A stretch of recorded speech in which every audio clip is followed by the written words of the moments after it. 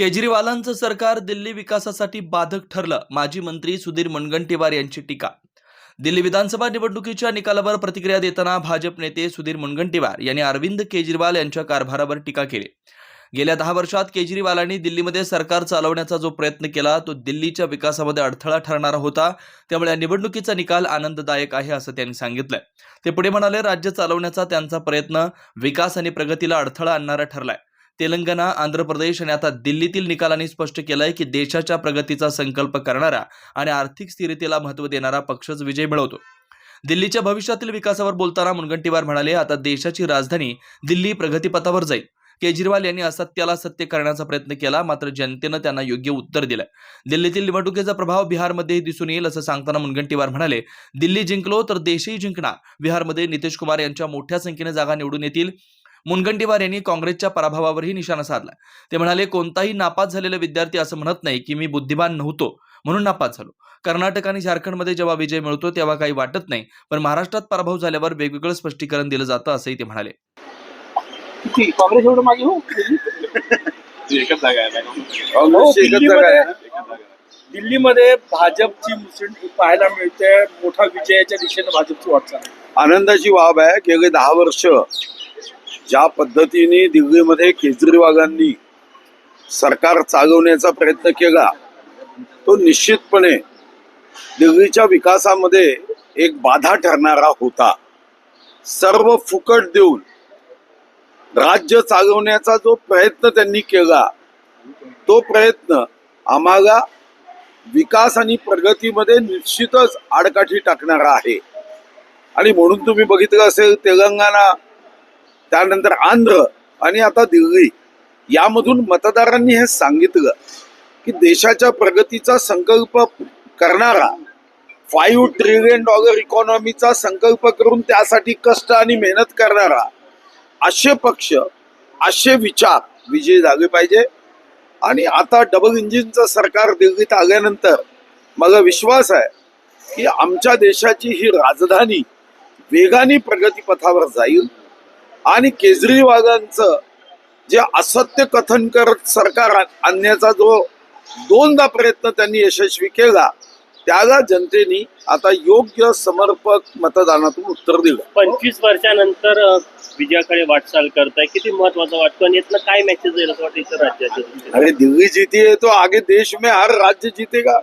आता याचा निकालावर बिहारचा परिणाम निश्चित होणार आहे. बिहार अनुकूल असेल. मोठ्या प्रमाणावर बिहारमध्ये जागा भारतीय जनता पार्टी आणि नितीश कुमार यांच्या पक्षाचे निवडून येतील. काल खरं तर राहुल गांधींनी आरोप केला होता की भाजपमध्ये महाराष्ट्रात मतदार अचानक कसं काय वाढलं संसदेत. काय ना हो, पराभवाची पूर्वतयारी आहे.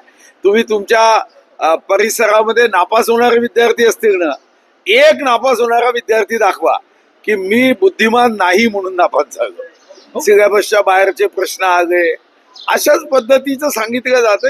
यावर काही फार गंभीरतेने बघण्याचं नाही. जिथं राज्य कर्नाटक जिंकता तेव्हा तुम्हाला काही वाटत नाही, झारखंड जिंकता तेव्हा काही वाटत नाही, आणि महाराष्ट्र पराभूत झाल्यानंतर तुम्हाला इतक्या गोष्टी कशा काय सुचतात देव जाणे.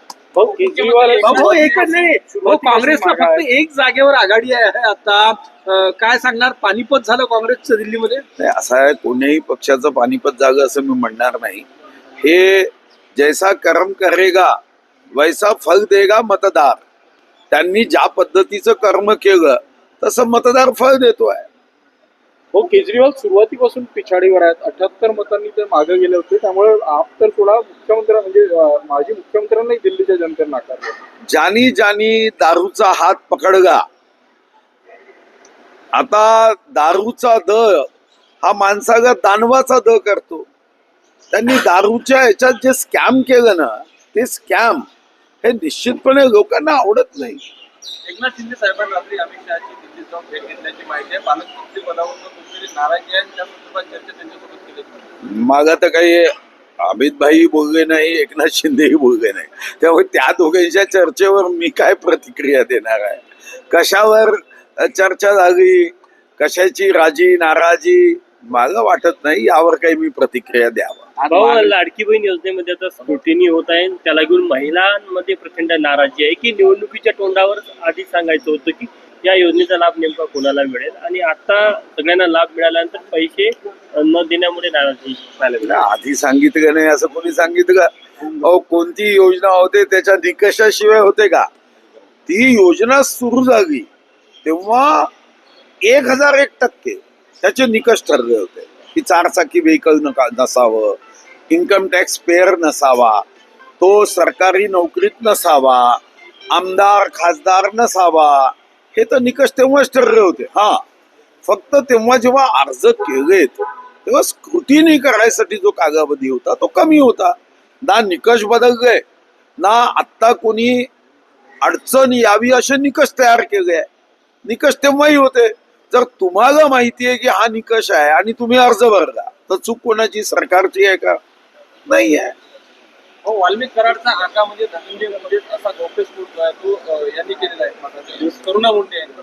नाही, ठीक आहे. तो असा आहे की ते पती पत्नी आहेत. पत्नी म्हणून त्यांच्याकडे जास्तीची माहिती असेल तर ते सांगत आहे, पण त्यावर मी काही प्रतिक्रिया देणं हे मला योग्य वाटत नाही. ते पती पत्नी आहे. पती पत्नीमध्ये काय झालं, काय अनबन आहे, काय त्यांच्यामधला संवाद आहे, जेव्हा प्रेमाने होते तेव्हा ते कुणाला भेटत होते, यावर ते दोघे जास्त अधिकारवाणीने बघू शकतो. भाऊ, जो मतदानाचा घोळ महाराष्ट्रात केलेला आहे तो घोळ दिल्लीत केला असा काँग्रेस नेत्यांचा आरोप आहे. त्याला झारखंडमध्ये केला असं म्हणत नाही. उपकार आहे काँग्रेसचे या देशावर. वाघनकाळ संदर्भात काल मुख्यमंत्र्यांनी म्हटलं की तुमच्याच प्रयत्नामुळे खरं तर वाघनक आले. काल प्रदर्शनीचं उद्घाटन झालं नागपुरात, ते आता भरभरून कौतुक केलं तुमचं. मग चांगलं झालं ना. मग याच्यात तुम्हाला काय? अजून चांगलं काम करण्याची अजून आपल्याला इच्छा जागी होते, अजून मेहनत करायची. आणि मी सुद्धा आज चाललो आहे. काल मी माझ्या एका कौटुंबिक कार्यक्रमामुळे घेऊन जाऊ शकलो नाही. काल मला अतिरिक्त मुख्य सचिवांचा फोन आला की साहेब तुम्ही एक भेट दिली पाहिजे. आज दुपारी मी तिथे भेट द्यायला जाणार. दिल्लीचा निकाल आता म्हणजे आता पुढील काळात नागपूरसह वेगवेगळ्या महानगरपालिकांच्या राज्यामध्ये निकाल होणार आहे. तिथल्या महानगरांचा हा निकाल आजचा आणि पुढील काळात राज्याच्या वेगवेगळ्या महानगरपालिकांच्या निकालामध्ये काही त्याचा प्रभाव पडेल असं आहे की एका निवडणुकीचा परिणाम दुसऱ्या निवडणुकीवर होत नसतो. जर तुम्ही सकारात्मक पद्धतीने तो विजय नम्रपणे स्वीकारला तर मात्र त्याचा अनुकूल परिणाम होत असतो.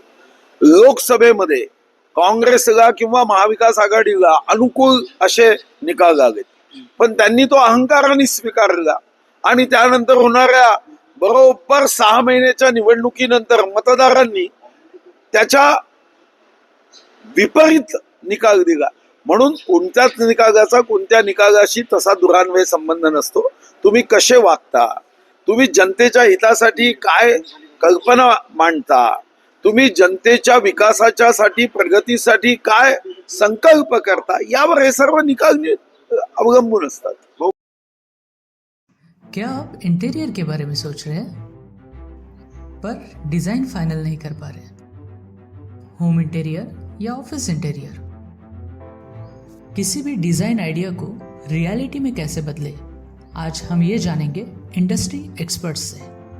हमारी कंपनी जो है डिज़ाइन ब्यूरो, उसमें interior designing, renovation, architectural design, landscaping end renovation, furnitures, ये सारे जॉब्स हमारे यहाँ होते हैं। और पिछले 20 साल से हम लोग इस फील्ड में हैं और इसमें 2 से 3 कैटेगरी आप इसको डिवाइड कर सकते हैं, जिसमें कि हम रेसिडेंशियल बोलते हैं, कमर्शियल बोलते हैं और रिनोवेशंस बोल सकते हैं। बेसिकली क्लाइंट्स की नीड्स को अंडरस्टैंड करना, सो नीड बेस्ड एनालिसिस हमारे यहाँ होता है।